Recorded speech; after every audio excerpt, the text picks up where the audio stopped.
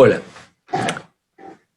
en esta reunión de hoy, digamos, en esta charla que quiero tener con ustedes, me voy a enfocar específicamente en este movimiento que se llama Médicos por la Verdad, que aparentemente surge en España, pero que con motivo de esta pandemia está teniendo cada vez más protagonismo y lamentablemente están difundiendo ideas que si bien muchas parten de datos concretos y ciertos, son llevados a extremos que resultan después, en definitiva, una falsedad y llevan a una gran confusión en la gente. Y esto es muy peligroso porque básicamente están promoviendo, entre otras cosas, que la gente le tenga miedo a la vacuna.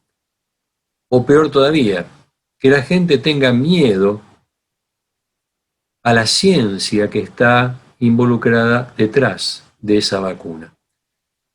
Y para esta charla yo voy a tomar como base como punto de partida un reportaje que Fernando Bravo le hizo a una bioquímica inmunóloga perteneciente aparentemente a este movimiento de Médicos por la Verdad, que llevó a que todas las consideraciones que esta persona hizo en ese reportaje necesitaran de un informe de la Sociedad Argentina de Inmunología, también de comentarios de este grupo muy bueno llamado Anti-Fake News, que está liderado por Soledad Gori y que realmente para mí es un orgullo porque muchas de las personas que participan de ese grupo han sido estudiantes míos.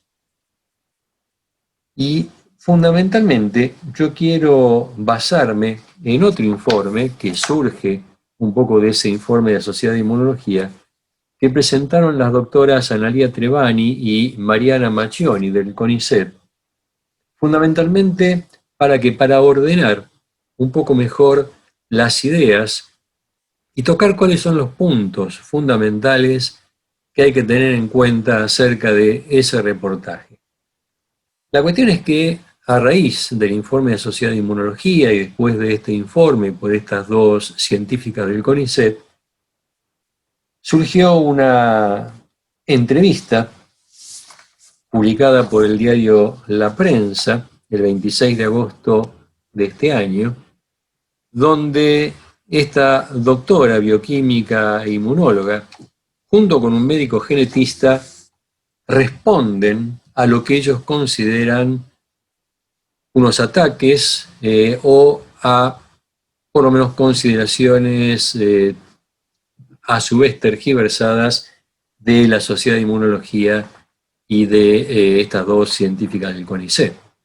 Evidentemente, por lo menos los datos científicos apoyan a las científicas, a la Sociedad de Inmunología y a todas las consideraciones que surgieron del grupo de Anti-Fake News. Entonces, a mí me gustaría tomar un poco de este tiempo para dirigirme sobre estos aspectos porque considero que está en juego realmente la salud de las personas y con estas cosas no se puede jugar. Y entonces, si este movimiento es Médicos por la Verdad, yo creo que deberían hacer precisamente eso. Es decir, buscar realmente los datos ciertos y no tergiversarlos para no sé qué propósito, realmente, porque jugar con la salud para mí no lleva un propósito que realmente sea loable, no sé, realmente tendrían que pensar un poco mejor en cómo difunden y qué difunden a la sociedad. Entonces, si ustedes me permiten, yo voy ahora a compartir pantalla, voy a ir a una presentación de PowerPoint y vamos a ir viendo uno por uno las consideraciones que se dijeron en ese reportaje y cómo las podemos refutar. Lo primero que esta bioquímica dice es que el virus nunca fue aislado ni tampoco cultivado. Bueno, si el virus nunca fue aislado ni tampoco cultivado, nunca se podían haber obtenido estas microfotografías electrónicas donde se demuestra precisamente la característica del coronavirus. Y coronavirus, fuera del que ahora está causando esta pandemia, realmente ya se viene aislando y estudiando desde hace muchísimos años. ¿De acuerdo? Por lo tanto, no es cierto que esta partícula viral nunca se haya aislado. La evidencia científica, acá tenemos varios trabajos. Fíjense que todos hablan del aislamiento de estas partículas a partir de pacientes, aislamiento y caracterizaciones. O sea que evidentemente no solamente se ha aislado el virus, sino que también se lo ha podido cultivar. Si el virus nunca hubiese podido ser cultivado, de ninguna manera se hubiesen podido conseguir las cantidades que se necesitan para hacer todos los estudios, incluyendo los que llevan a la fabricación de una vacuna. Así que, evidentemente, esto es una mentira. Se ha aislado y se ha podido cultivar. Después dice que no hay modelos animales donde se haya reproducido la enfermedad COVID-19, lo cual otra vez no es cierto. Fíjense, la Organización Mundial de la Salud ya habla de los animales, de los modelos animales que se podían utilizar para el desarrollo de esta enfermedad y el estudio de la misma. Fíjense, ya desde el 2008 hay modelos animales y fabricación de vacunas contra otras cepas, por supuesto, no la que está actualmente, pero ya se sabe qué modelos animales pueden ser útiles para estos estudios. Y acá tenemos un listado, fíjense dónde están instituciones, distintos los países a los que estas instituciones pertenecen y los distintos modelos animales. Fíjense, ratones, hurones, hámster, gatos, ratas, pollos, conejito de India, cerdo y así podemos seguir. ¿De acuerdo? Quiere decir que hay modelos animales en los cuales se ha logrado reproducir esta enfermedad. Fíjense, acá terminamos con estos. ¿De acuerdo? Es decir, otra falsedad. No solamente el virus se pudo aislar, hoy tenemos herramientas tecnológicas que permiten el aislamiento de los virus con alto grado de pureza. Se han desarrollado protocolos de cultivo, donde se han seleccionado las mejores células para poder replicar las partículas virales, y a partir de ahí su aislamiento, procesamiento, identificación. Si no se hubiese aislado esa partícula viral, nuestro Instituto Malbrán nunca hubiese podido decodificar la información completa de su genoma, cosa que hizo y muy bien. Es decir, otra vez, mentiras. Lo mismo con los modelos animales. ¿De acuerdo? Fíjense acá también, tenemos otro trabajo hablando del aislamiento y el cultivo de estos virus. O sea, otra falsedad. Falta de evaluación preclínica en las vacunas. Otra falsedad. Ninguna vacuna puede ser utilizada si no pasa por todas las fases clínicas, la fase de estudio, y antes de comenzar la fase 1, es donde a muy pocas personas sanas se les inyecta la vacuna para ver qué problemas les podría traer. Por ejemplo, fiebre, enrojecimiento, hinchazón, etc. Y así entonces ir evaluando dosis, los efectos colaterales. Pero antes, fíjense que ya esta autoridad regulatoria de coalición médica ya establece lo que hace falta para esta vacuna con respecto al COVID. Fíjense que es marzo del 2020, y entonces dice que en todos los ensayos clínicos, FIH significa First in Human, o sea que antes de proceder a ese primer ensayo en humanos, se requieren datos preclínicos, y acá están todas las características. ¿De acuerdo? Y entre esos datos dice que para todas las vacunas candidatas contra este virus es necesario obtener datos en animales y caracterizar la respuesta inmune de ese candidato. Es decir, no se están salteando pasos. Lo que sí puede ser es que, como dice acá, en la posibilidad de que algún ensayo clínico, first in human, o sea, en humanos, se permita en ausencia de estudio en animales, porque acá estamos en presencia de una pandemia que requiere una respuesta muy rápida. Pero está diciendo no lo hagan. Lo que está diciendo es, sí, para algunas vacunas, ¿de acuerdo? Ya se conoce, o sea, hay un soporte adecuado de conocimiento acerca del tipo de respuesta inmune, se podría permitir ir a un ensayo en humanos sin completar primero un estudio animal. Pero lo que dicen es que en caso que se permita proceder en ausencia de estudios en animales, se espera que esto se haga en paralelo, es decir, si los datos que ya se sabe se conocen de este tipo de vacunas, porque estas vacunas no están inventadas de la nada, hay toda una evidencia previa de otras vacunas hechas con el mismo tipo, ya sea de virus atenuado, material genético, proteínas aisladas, etc. Y se conoce muy bien cuáles son esos efectos colaterales y el tipo de respuesta que dan. Entonces, basándose en la evidencia previa, es factible reducir algún tiempo sin perder, por lo tanto, por esto, seriedad en el estudio, ¿de acuerdo? Pero de todos modos, en la mayoría de las vacunas siempre se pasó por un modelo animal. Acá hay un estudio donde se muestra muy bien, si hacemos todos los pasos, ¿de acuerdo? Como cualquier medicamento, cualquier vacuna, desde que se selecciona el inmunógeno, es decir, aquella partícula que va a desencadenar la respuesta inmunológica, hasta que es aprobada, pasarían alrededor de 15 o 20 años.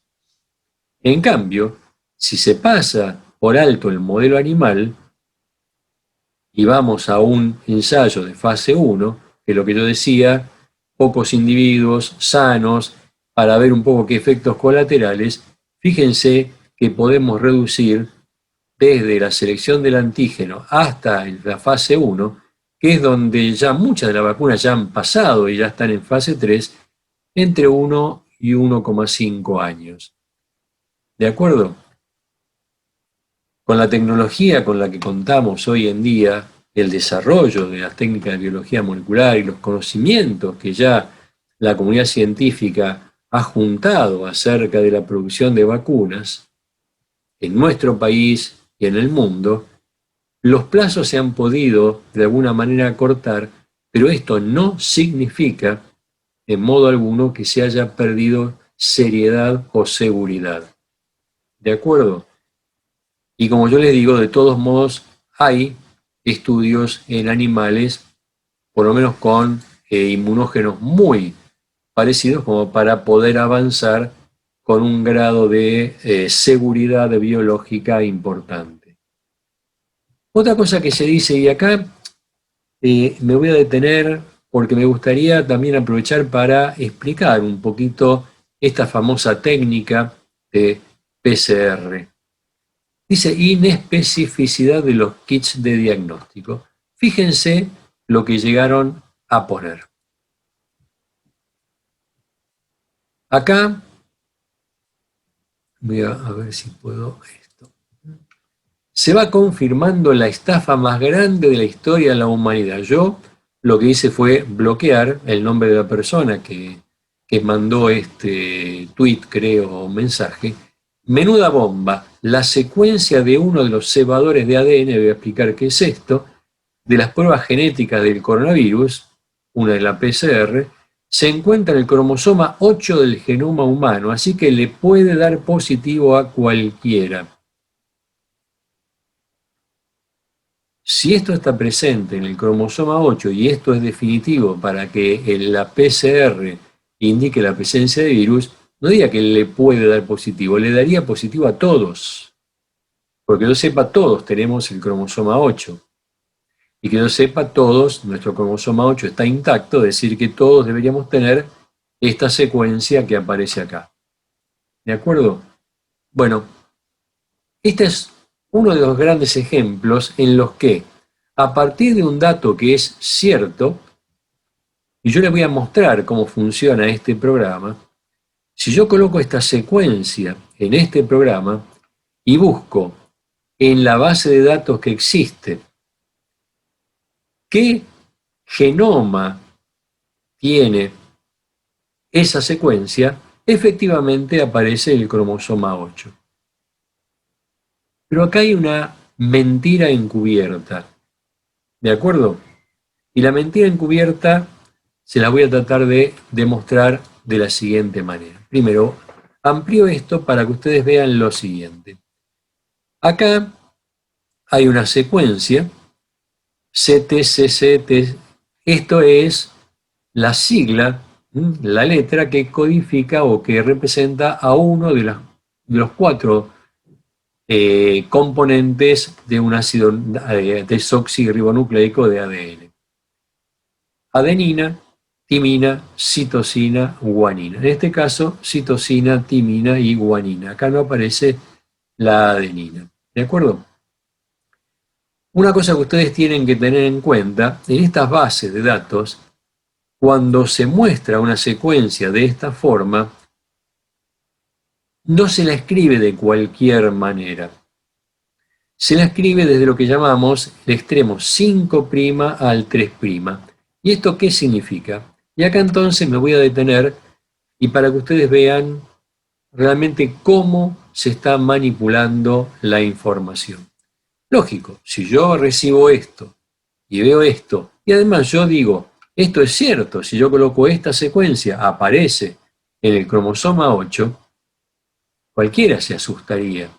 Pero cualquiera con un poco de sentido común diría, pero entonces, ¿cómo es posible que haya resultados de PCR negativos?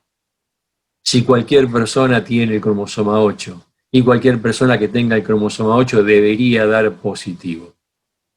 Entonces hay que pensar dónde está realmente la respuesta para que esto no sea así, porque la evidencia demuestra que hay muchos resultados que son negativos. Bueno, déjenme explicar un poco en qué consiste esto. Primero, acá está representada una cadena de ácido desoxirribonucleico, ADN. Adenina, citosina, guanina, timina, adenina.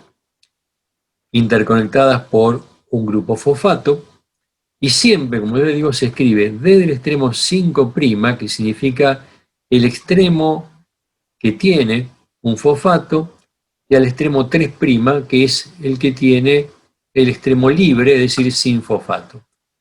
Cualquier base de datos que ustedes ingresen para ver una secuencia de genómica va a estar escrito de esta manera.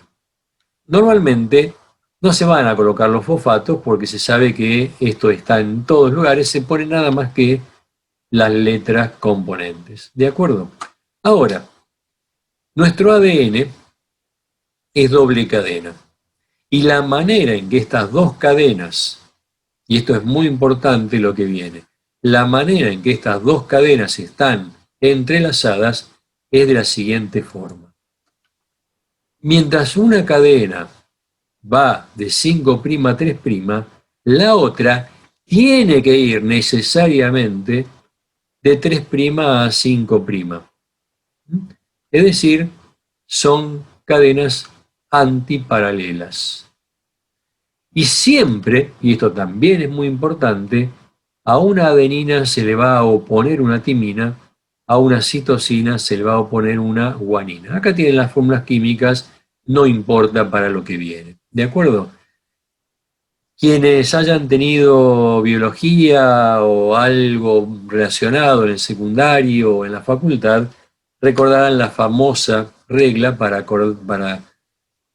no confundirse, Aníbal Troilo, Carlos Gardel, que indica la estricta complementariedad de estas bases. Siempre y en cualquier organismo viviente, por lo menos acá en la Tierra, a una adenina se le va a oponer una timina, a una citosina se le va a oponer una guanina, y siempre que el ADN se presente como doble cadena, estas cadenas van a ser antiparalelas. Y esto es muy importante, ¿por qué? Porque es el centro, no solamente de la técnica de PCR, sino que además es donde radica de alguna manera la falsedad de esta información que se dio. Fíjense lo siguiente. Cuando ustedes analizan la técnica de PCR, por supuesto, la idea es que todos utilicen los mismos componentes para que sea equivalente a, en un lugar y otro, esta detección. ¿De acuerdo? Como ya el genoma de este virus está totalmente conocido, en parte lo que hizo acá en nuestro instituto Malbrán, se sabe perfectamente la secuencia de estas bases en el genoma del virus. Y entonces, la técnica de PCR, que la sigla PCR significa en inglés reacción en cadena con polimerasa, o algunos dicen reacción en cadena por polimerasa. ¿Qué significa esto? Primero es una reacción, es decir, una reacción química. Las reacciones químicas en una célula están catalizadas, es decir, están aceleradas por enzimas. ¿Qué enzima es la que cataliza esta reacción? Una polimerasa. ¿Qué significa que hace esto? Lo que hace es elongar, alargar una cadena, en este caso de ácidos nucleicos. ¿De acuerdo? Ahora, lo hace muchas veces. Ese ciclo se repite. Por eso se dice que es una reacción en cadena. Reacción química catalizada por esta enzima polimerasa, y este ciclo se repite por lo menos unas 40-45 veces. Por eso es reacción en cadena con o por polimerasa. ¿De acuerdo? Ahora, la idea de esta reacción de PCR es amplificar una pequeña porción de este virus. ¿Para qué? Para poder saber que la muestra que nosotros estamos utilizando realmente corresponde a este virus y no a otra cosa. Es decir, demostrar que no es un cromosoma 8 el que estamos amplificando, sino que específicamente esta técnica amplifica la información genética correspondiente a este virus. Para hacer eso, ¿qué hacen falta? Dos cebadores, dos iniciadores. Fíjense que este que está acá es precisamente el que aparecía en ese mensaje. O sea, acá partimos de algo cierto. Se utiliza esta secuencia. Sí, pero con una sola secuencia no sirve. Necesitamos dos secuencias. Y acá está el otro iniciador. Y ahora cuando yo les explique en detalle cómo funciona esta técnica, van a ver por qué iniciador y por qué dos. Pero además hay otra mentira en lo que ahí muestran. Porque la secuencia esta está escrita de la misma manera en que se escribe cualquier secuencia de ácidos nucleicos, es decir, desde el extremo 5' a 3'. Pero acá esta RB y esta FW son clave. Esto significa que este iniciador es forward y este significa que es reverse. Es decir, que en realidad en la secuencia que vamos a amplificar, eso que no mostramos está invertido. Entonces lo que habría que demostrar es si esa secuencia invertida aparece en el cromosoma 8. ¿De acuerdo? Bueno, sí, aparece. Pero ¿qué pasa cuando colocamos esa secuencia junto con esta otra? Ahora sí, completamos lo que hace falta para que se amplifique la porción de ADN del virus. ¿De acuerdo? Y cuando hacemos eso, ¿cuál es la secuencia que vamos a amplificar? Esta que está acá abajo. Esto es lo que quedaría delimitado por estos dos iniciadores. ¿De acuerdo? Y ahora, ¿qué pasa si nosotros colocamos esta secuencia? Que es la que estos dos pueden llegar a delimitar. Bueno, vayamos al programa. Dejo de compartir esto y les voy a mostrar el mismo programa que se utilizó para... Entonces, ahora vamos a ir a... Voy a volver a compartir, pero voy a dejar de compartir esto. Y ahora voy a compartir esto. Este es el programa que si yo entro esta secuencia, que es la que yo le decía que corresponde al virus, le voy a pedir a este programa que en toda la base de datos, que por supuesto incluye todos los cromosomas humanos y todas las bases de nucleótidos, o sea, secuencias genómicas que se han secuenciado hasta el momento, y me diga qué organismo o qué secuencia contiene a esta, vamos a ver qué nos da. Coloco esto y le pido que comience. Directamente aprieto este botón. Y vamos a ver quién aparece. Esto toma unos segundos, porque fíjense que es una búsqueda de datos inmensa. Y acá terminó. Bueno, vamos a ver. ¿Qué es lo que aparece teniendo esa secuencia? ¿Nuestro cromosoma 8? No, fíjense.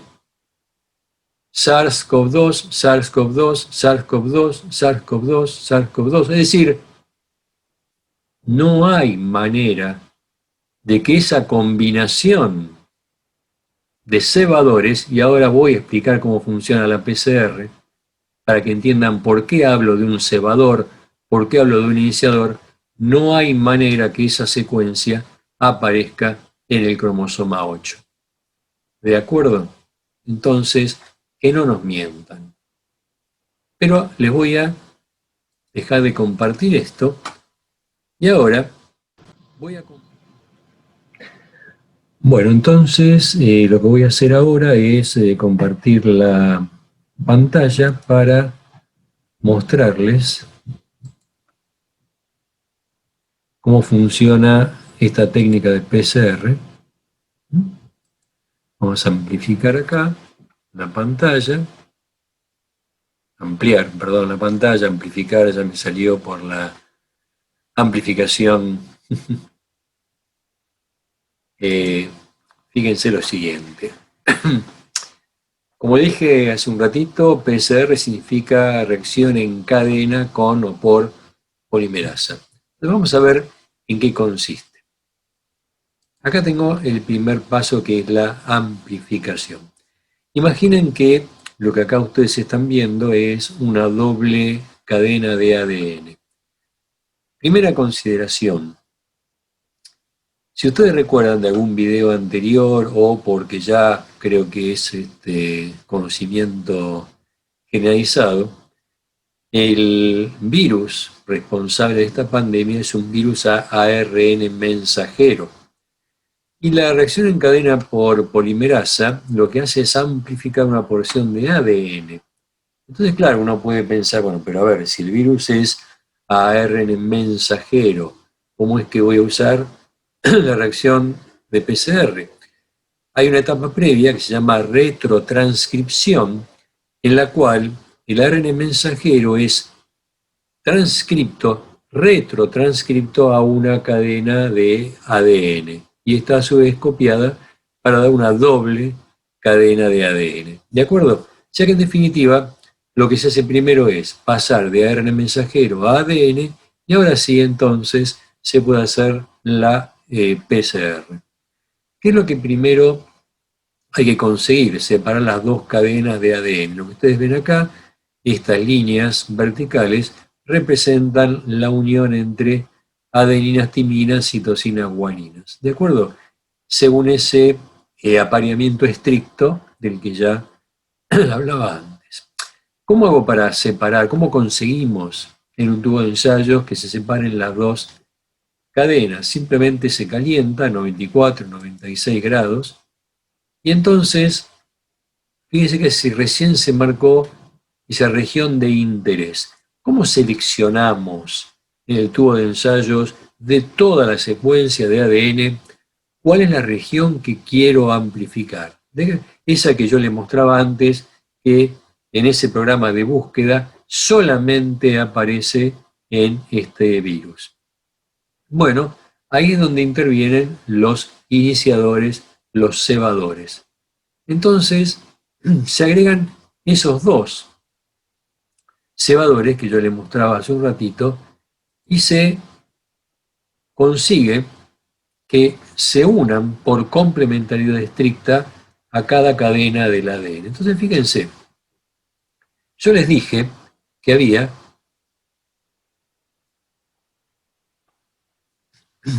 uno forward y uno reverse. Entre estos dos se delimita la zona que yo quiero amplificar. También, si ustedes recuerdan, yo les dije que era muy importante que la complementariedad se daba en forma antiparalela, es decir, 5', 3'. La polimerasa solamente puede elongar, alargar la cadena desde el 5' hacia el 3'. Y acá se estaría el 5' y va de esto hacia esta dirección. ¿De acuerdo? Eso es muy importante, lo vamos a ver. Entonces, separamos las cadenas, colocamos los iniciadores, empieza a actuar la polimerasa. Bueno, como acá no tiene un punto de terminación, sigue copiando hasta el final. ¿Qué pasa en el segundo ciclo? Acuérdense que esto es en cadena, es decir, se van repitiendo los ciclos. ¿Cuántas veces? 30, 40 o más veces, dependiendo obviamente del protocolo. ¿Qué pasaría en el segundo ciclo? Repetimos lo mismo. Desnaturalizamos, separamos las dos cadenas de ADN por temperatura, agregamos los mismos. Todo esto ocurre en el mismo ambiente, es decir, no es que uno cambie de tubito, está todo ocurriendo dentro del mismo tubo. Se agregan los cebadores, los iniciadores, y ahora fíjense que cuando este se elongue, solamente va a poder elongar hasta acá. Y cuando este se elongue, solamente va a poder elongarse hasta aquí. ¿De acuerdo?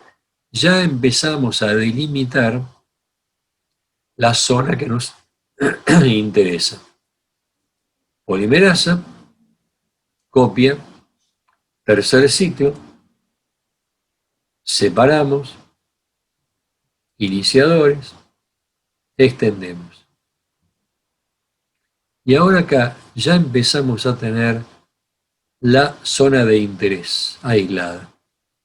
Y esto se repite. Si vamos haciendo ciclo por ciclo, cada vez tenemos más de la zona de interés. Veamos cómo va ocurriendo esto ciclo a ciclo. Al tiempo inicial, por supuesto, no tenemos ninguna copia, salvo la molécula original de ADN del virus en este caso. Primer ciclo, 2 copias, ninguna corresponde exclusivamente a la zona de interés. Segundo ciclo, lo mismo. Si ustedes pudieran volver para atrás o vuelven para atrás y ven, va a haber 4 copias totales, pero acá de la zona de interés ninguna todavía, ninguna exclusivamente. Recién en el tercer ciclo empiezan a aparecer. Y si seguimos, fíjense que cada vez tenemos más. Y se van acá viendo las copias de ADN total, ahora las de las zonas de interés se empiezan a igualar. Y si seguimos, y seguimos, y seguimos, al cabo de 30 ciclos, llegamos a tener 1073 millones de estas copias. ¿De acuerdo? Sería equivalente, para que ustedes vean la potencia de esta técnica, sería equivalente a decir, parto del material genético de una sola célula y cuando termino de hacer esto 30 veces, me quedo con el material genético equivalente de 1073 millones de células. ¿De acuerdo? Es impresionante. Y, como yo les mencioné, si se seleccionan bien los iniciadores, tanto el forward como el reverse, y ahí está el secreto, se puede conseguir que esa amplificación sea bien específica. Y entonces terminemos con ese resultado de que la secuencia que se va a amplificar no es la del cromosoma 8. No vamos a estar amplificando cualquier cosa, sino que se va a estar amplificando específicamente la zona correspondiente al virus. ¿Queda entendido? Esta es la reacción de PCR. Y entonces, no se asusten con esa noticia bomba que apareció en ese mensaje. No basta esa sola secuencia, que además de estar en la dirección o equivocada, necesita de la otra secuencia para que esto funcione. Y con las dos, ahí sí tenemos la especificidad de esta reacción. Y no vamos a estar amplificando cualquier cosa. ¿De acuerdo? Bueno, voy a dejar de compartir y volvemos.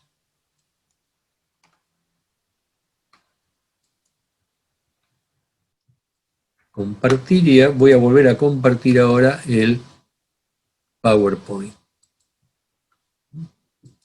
Entonces, espero que esto les haya de alguna manera aclarado cómo funciona la PCR y por qué no estamos amplificando el cromosoma 8, estamos amplificando la secuencia viral. Ahora, sigamos con la presentación. Otra cosa que pusieron en cuestionamiento es la necesidad de este distanciamiento, yo diría distanciamiento físico, ¿sí? Más que social. Porque claro, a ver, se habla de la famosa inmunidad de rebaño y que entonces cuanto más gente se contagia, por supuesto, menos posibilidades después va a haber para que el virus se expanda porque más gente tendrá una defensa, anticuerpos, etc. Lo que funcionó de alguna manera, por ejemplo, para enfermedades como la varicela, uno recordará cuando era chico, que cuando alguien se enfermaba de varicela, a veces venían los hermanos, amigos, todos, contagiate ahora, ¿por qué? Porque el curso de la enfermedad era relativamente leve y era preferible tenerla de chico y no después de adulto.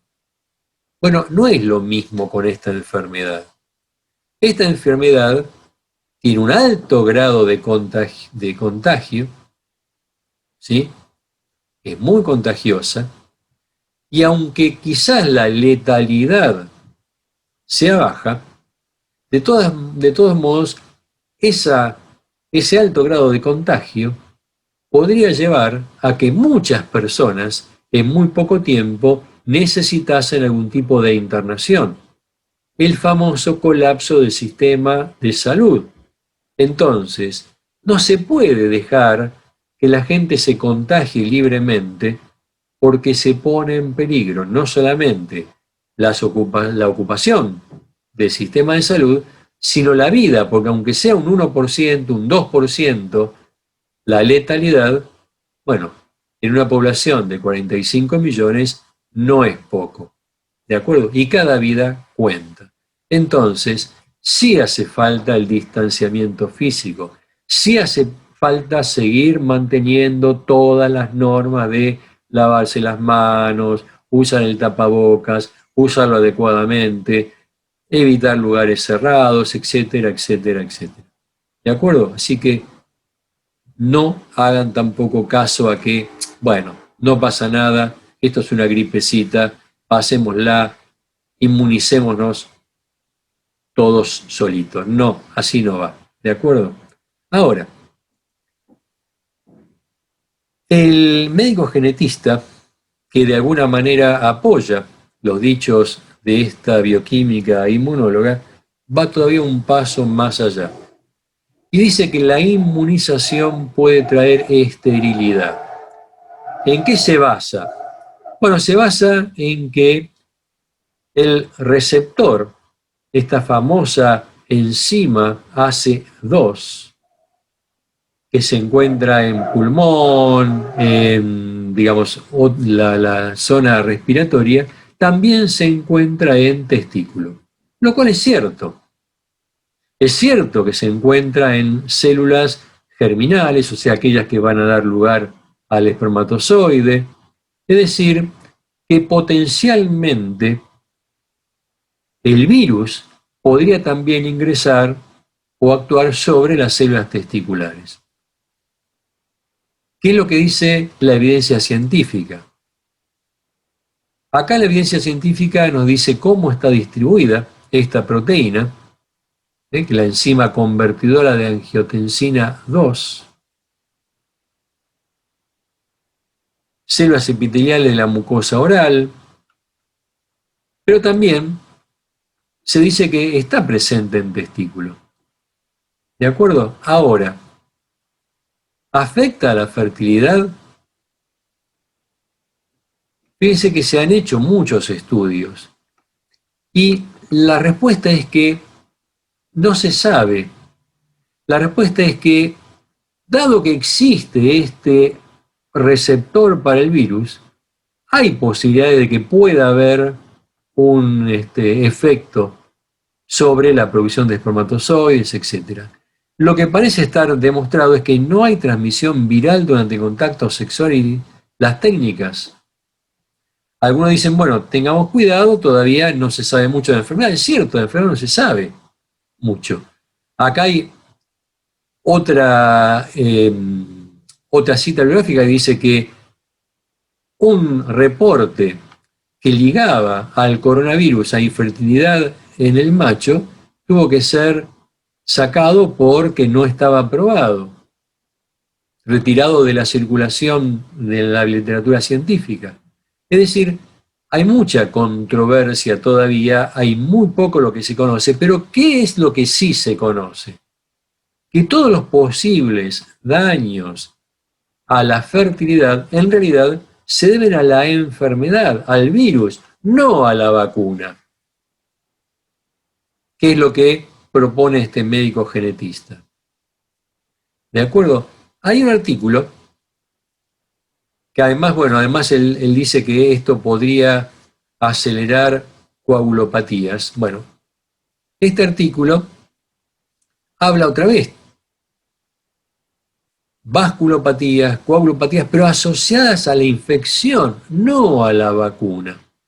Es más, hay un trabajo que, si yo no puedo ver esto, hay un trabajo que estudió partículas aisladas de la proteína. Esta proteína S1, recuerden, es la proteína, en realidad es una fracción de la proteína que forma esas espigas, que son las que coronan a este virus, y dice que esta podría estar relacionada o ser un factor para la patogénesis en esta enfermedad. Si uno mira esto, podría decir, bueno, pero entonces, si yo hago una vacuna y que la célula exprese mucha cantidad de esta proteína, entonces no estaría tan errado y esto podría llevar, de acuerdo, a causar problemas de la coagulación. Sin embargo, este trabajo concluye con lo siguiente. Si la hipótesis se vuelve cierta, las moléculas S1 libres, que sería lo que podríamos llegar a tener en circulación para generar anticuerpos, pueden representar un objetivo para la terapia o la prevención, porque esta subunidad, libre de toda la parte de azúcares, estos son los glicanos que la protegen, quedarían expuestos. Estos epitopes son de alguna manera los que van a ser reconocidos por las células del sistema inmunitario para generar anticuerpos contra los mismos. Y entonces la inmunización por las proteínas que provocarían la respuesta de anticuerpos puede conducir al secuestro de estas moléculas en complejos inmunes e eliminación, reduciendo así la probabilidad de una neumonía grave en COVID-19. Es decir, que hay datos que estarían precisamente avalando que si yo consigo generar proteínas o la partícula S1 libre, sería realmente una muy buena terapia para evitar un efecto grave en la enfermedad. ¿De acuerdo? O sea que tampoco es cierto que la proteína sola sea responsable de estas coagulopatías o los síntomas relacionados con la enfermedad. ¿De acuerdo?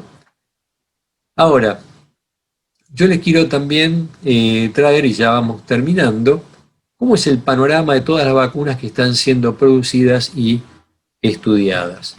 Entonces, voy a dejar de compartir acá y voy a compartir esto. Fíjense, esto es un dato también de la Organización Mundial de la Salud al 13 de agosto de este año, donde se colocan las 29 vacunas, candidatas por lo menos, que están ya en evaluación clínica.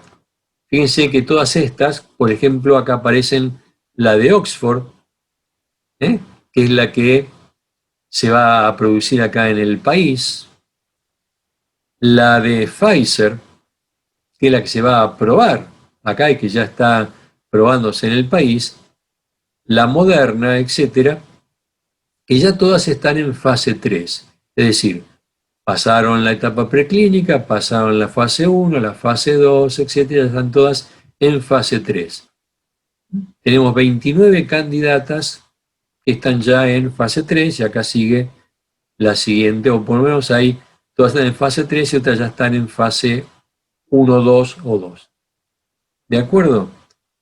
Ahora, acá lo que nos dice es, bueno, esto obviamente es la compañía que lo está fabricando, qué tipo de vacuna es. Este es un vector viral no replicativo, por eso la vacuna que se va a fabricar acá es adenovirus. Vector significa algo que lleva, algo como fuera un transportador. Bueno, ¿qué se usó para esto?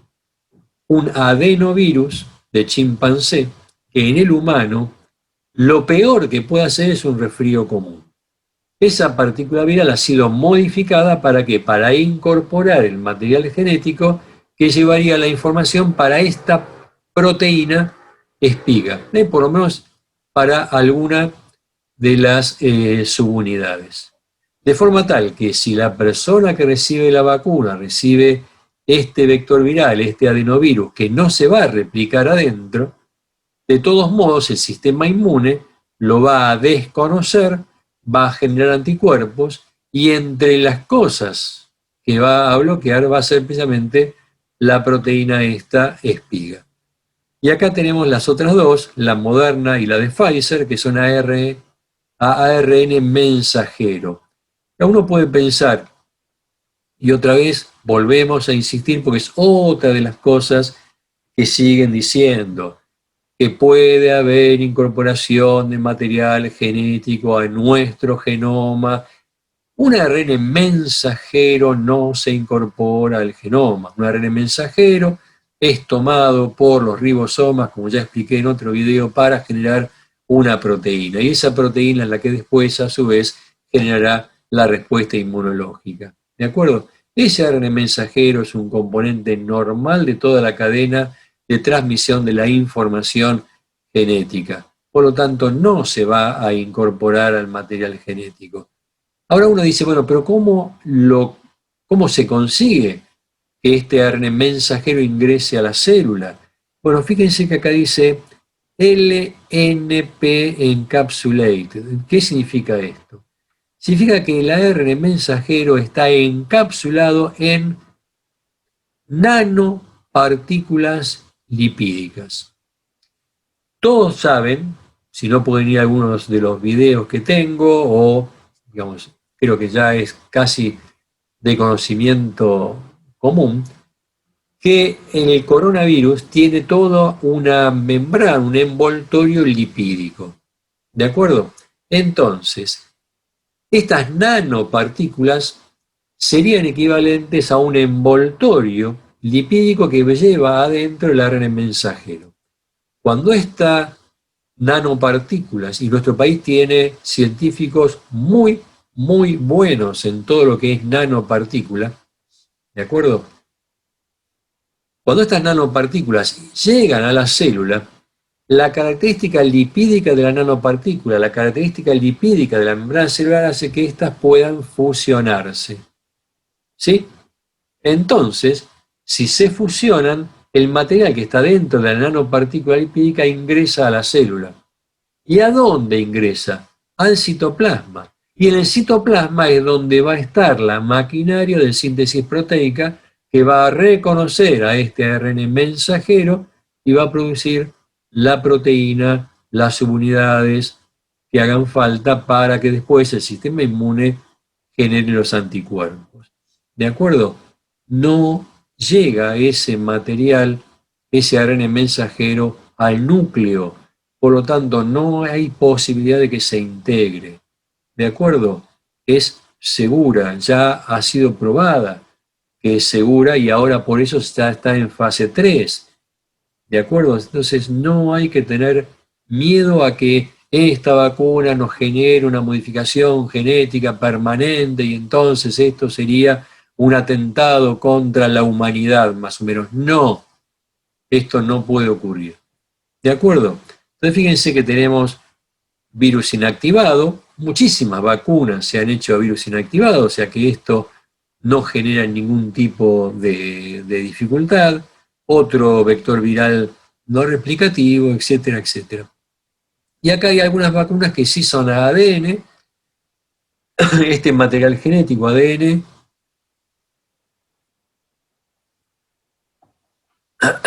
otra vez se incorpora a lo que se llama un plásmido. ¿Qué es un plásmido? Un plásmido es un cromosoma bacteriano que normalmente las bacterias lo utilizan para tener ahí los genes que le van a dar resistencia a antibióticos. Este plásmido se ha utilizado muchísimas veces, estos plásmidos, lo que quiere decir que estos, ¿para qué? Para incorporar material genético en células. De hecho, hay una tecnología que se llama terapia génica que se ha utilizado con no demasiado buen éxito, simplemente porque cada paciente es una individualidad y no todos responden exactamente igual, pero que gracias a esa técnica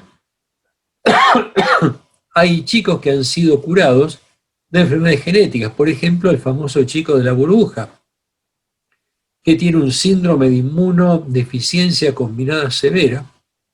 Bueno, pues hay chicos ya que se han curado con esta tecnología.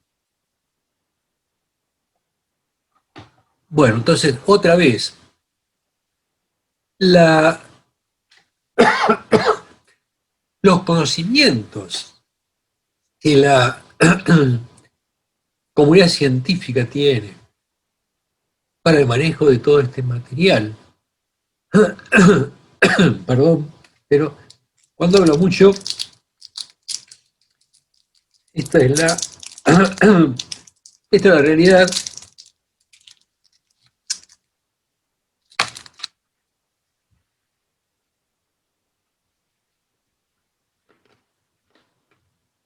Estamos en familia.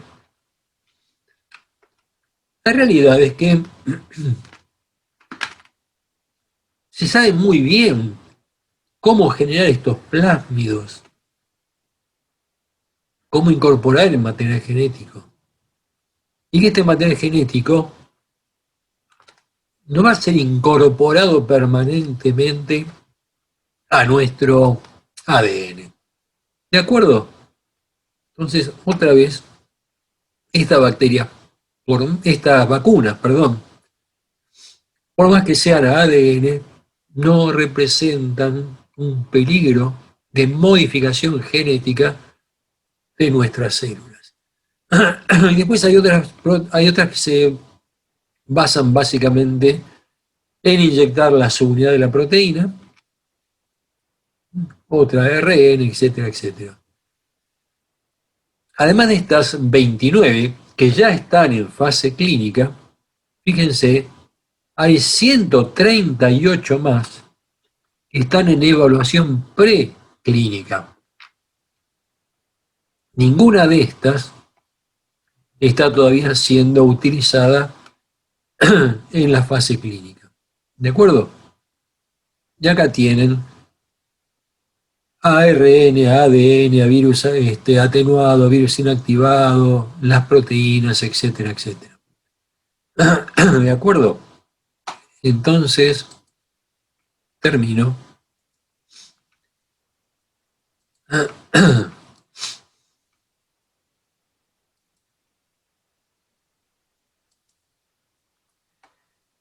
Y lo último es, por favor, confíen en la ciencia, confíen en nuestros científicos. No se dejen llevar por estas informaciones que generalmente son catastróficas, que nos van a modificar el ADN, que nos van a generar una respuesta terrible peor que la enfermedad, que hay una manipulación por alguna confabulación extraña, etcétera, etcétera, etcétera. Recurran a las bases científicas, a los organismos reconocidos, que por suerte, como ya les digo, en este caso la Sociedad Argentina de Inmunología, el CONICET, este grupo anti-fake news, que realmente están haciendo un trabajo extraordinario. Y esto para que ustedes vean que las dos vacunas están en danza en nuestro país ahora, la de Oxford y la de Pfizer, tienen publicaciones. Publicaciones, fíjense, 12 de agosto de 2020. Y esta, no me aparece acá la fecha, pero también. Es decir, hay datos que han sido publicados para que la comunidad científica pueda contrarrestar de alguna manera, si algo encontraran que no está adecuado, la información que ahí se presenta. Esto es lo que hace falta. Entonces, no hay algo oculto en todo esto con respecto a querer generar un daño. No hay una confabulación para reducir la población mundial. Por favor. ¿De acuerdo? Entonces, y termino con esto, dejo de compartir, perdón por el problema con la garganta, confíen en las bases científicas en los datos.